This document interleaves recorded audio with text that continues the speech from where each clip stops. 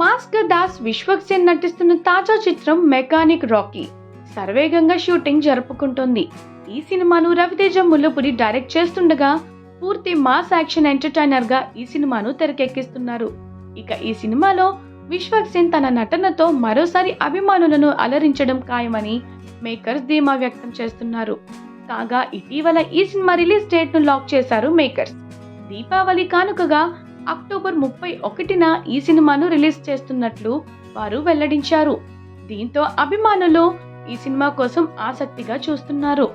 కాగా ఈ సినిమాకు పోటీగా ఎలాంటి సినిమాలు వస్తాయా అని వారు ఎదురు చూస్తున్నారు.